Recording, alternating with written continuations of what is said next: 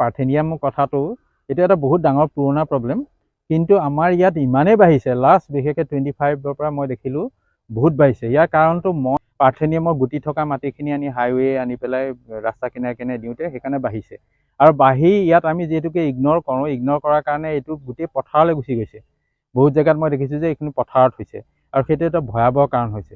প্ৰথম কথা, parthenium dangerous plant, কিছুমান ডেঞ্জাৰাছ প্লাণ্ট পৃথিৱীত আছে, যেনেকৈ চক্ৰেটিছ মৰিছিলে হেমলক খাই, তেনেকৈ পয়জনাছ প্লাণ্ট আছে। পাৰ্থেনিয়ামক এটা পয়জনাছ প্লাণ্ট হিচাপে ধৰে যে ই এলাৰ্জি বহুত কৰে। বহুত জেগাত ই এনেকুৱা হাহাকাৰ এলাৰ্জি কৰে, স্কিন এলাৰ্জি কৰে, ৰেছপিৰেটৰী ট্ৰেক এলাৰ্জি কৰে। সেইকাৰণে সেই পাৰ্থেনিয়ামটো ডেঞ্জাৰাছ প্লাণ্ট বুলি ধৰে। আৰু আমাৰ নৰ্থ ইষ্টত বহাটো খুব ডাঙৰ কথা হৈ গৈছে।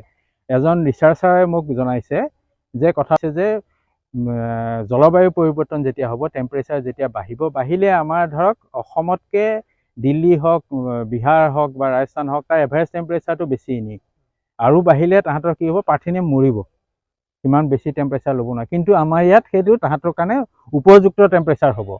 সেইকাৰণে এইটো আৰু ৰেপিড ৰেটত বাঢ়িব। আৰু তেখেতৰ মতে যে আমাৰ আগতে কিছুমান জেগা ছিজনেল হয়, এইটো ছিজনত দেখিব পাৰ্থেনিয়াম কমি যাব।